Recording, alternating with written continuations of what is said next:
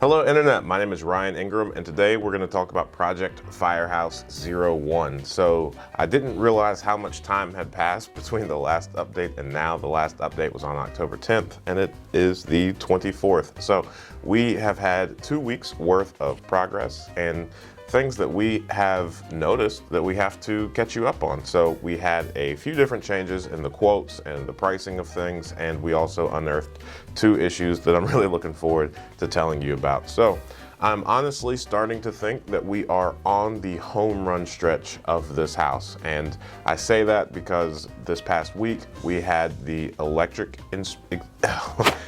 electrical inspection finished, and that gave us the ability to have temporary service on. So we now have power out at that location, which feels like a massive win. So at this point, we have both the electric and the water on.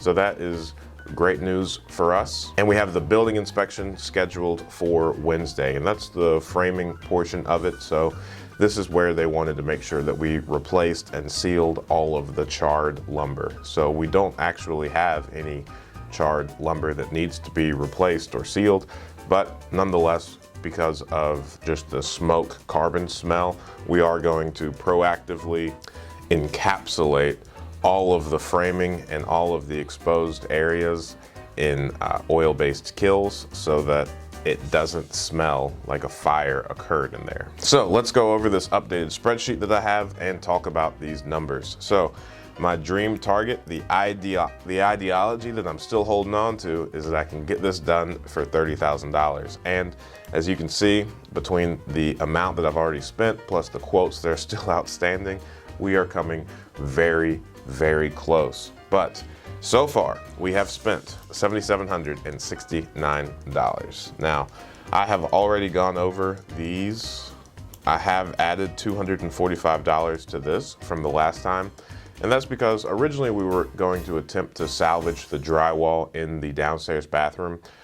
But just for a myriad of reasons, we decided to go ahead and rip it all out and just replace that while we were at it. It's such a small area to drywall, and we got the quote down for the drywall from $5,200 all the way to $3,000. And I just kind of shopped it around. I asked for some more referrals, and these guys came through in a big way. So they were highly recommended. One of my contractors has worked with them a lot, and they are apparently as good as they come. So I'm happy that I was able to save money there, but nonetheless, we still increased how much we spent on the electric. The reason we increased our expense here is because honestly, I was kind of like a kid in the candy shop. I just wanted to take this opportunity and improve the house while we had everything open.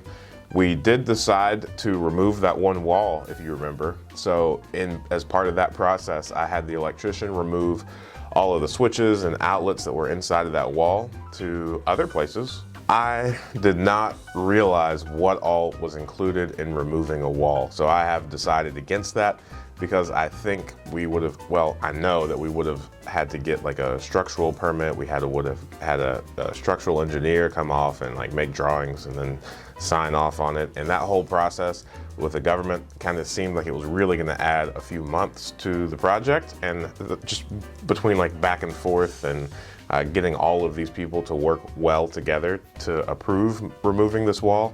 So I decided against it because I really want to go ahead and wrap this thing up sooner than later, and I didn't want the removal of just one wall to hold up this entire project. So we're gonna keep the electrical out of that because we changed our mind right in the middle of it, but nonetheless, now the wall is just prepped and ready to be removed whenever I have a change of heart in the future. And quite honestly, as much as it would have made it look nicer to remove that wall, it wouldn't have added any money annually to the rental income. So I didn't want to delay the renovations and the whole project on something that wouldn't really affect the amount that we would be able to rent the property out for. So just gonna save that for a later day. As part of the increased price, we also added a garage door opener, overhead lighting in all of the bedrooms. We relocated a few of the lights in the kitchen and dining room area.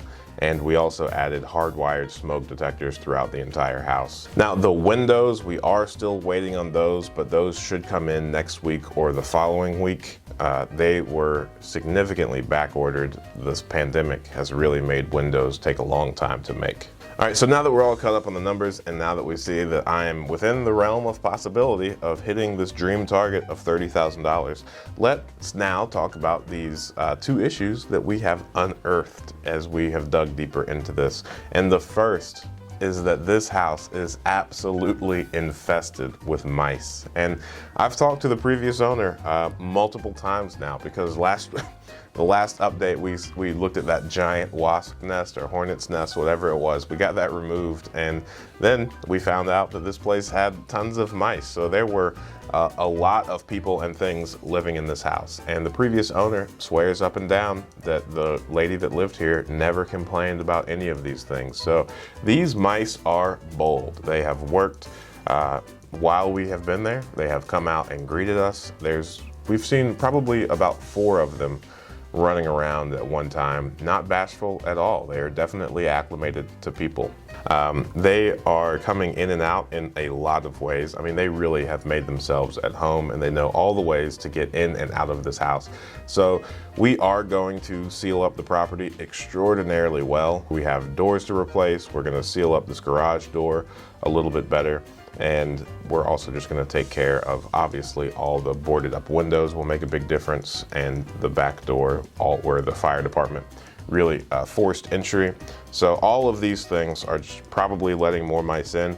But as we started pulling back the insulation, we really started to see all like the mice feces and just the trails that they have built themselves through the house. So we do have a lot of closing up to do, but since we have removed everything, we really know exactly how they're getting in and out, and we can address those. And one of the ways that they're getting out is right here through the little cracks near the opening of the garage door. And you can see, like, this is the little like weather stripping that goes between the actual framing of the garage door, and this is the garage door.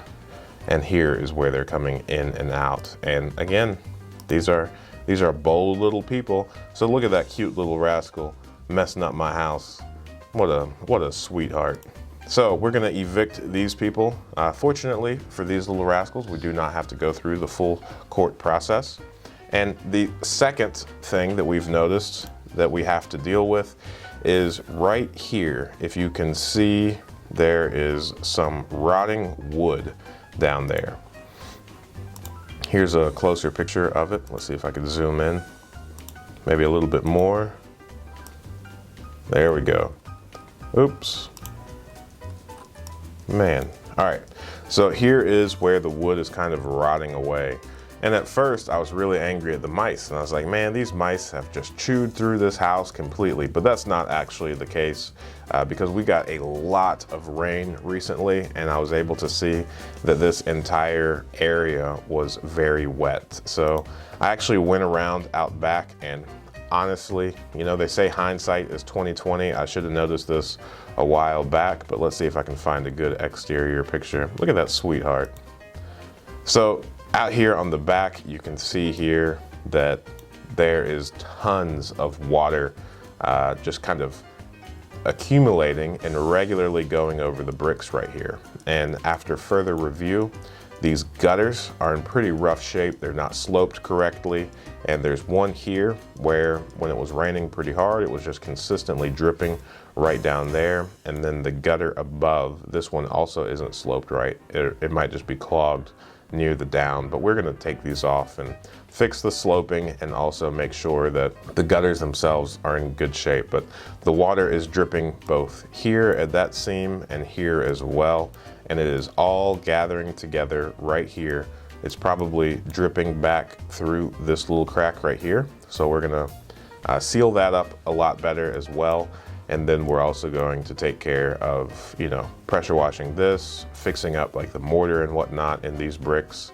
And ultimately, that is going to take care of this framing issue that we are having right here. So we're going to sister some more boards here. And there's also, when we started pulling back the framing and the joists, we saw that there is one that is cracked that we are also going to sister some new 2x4s there to fix it. I know I took a picture of this.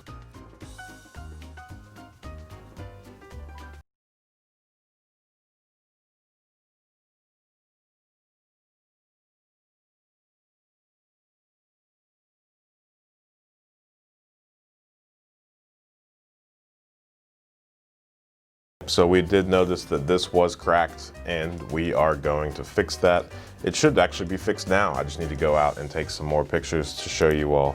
But now that all of this is done with the building inspection, once that's done on Wednesday, we're going to be able to start putting up the drywall. And at that point, we truly should be on the home run stretch. So we have found a few things that we have to do, but at the same time, we're going to be really close to $30,000 to rehab this place. And I have also gone ahead and set up an appraisal to happen once this project is complete, so that I could prove to you, YouTube, the true ARV of this property, and we can really just kind of be excited and joyful together on how great of a deal this was and how awesome this project has come together. So thank you so much.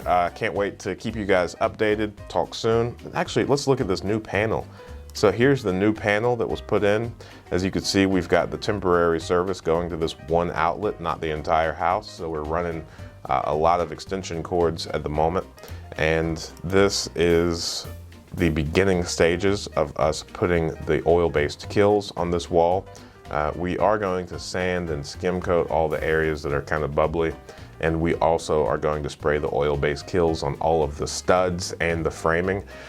I was apprehensive for this at first because to me, when I walk in the house, I really can't smell the carbon that greatly. But at the end of the day, since everything is open, it's going to be a lot less of a headache just to go ahead and encapsulate all of the damage done by the smoke and any of the lingering smoke, so that, you know, a tenant or whoever lives here isn't haunted by a smoke smell each time it gets humid or rains out. So we are going to go ahead and do that, get the windows in, get all the drywall up, and hey, we're on the home run stretch, so it'll be tons of fun. All right, thank you so much, and I cannot wait to talk to you soon. All right, bye.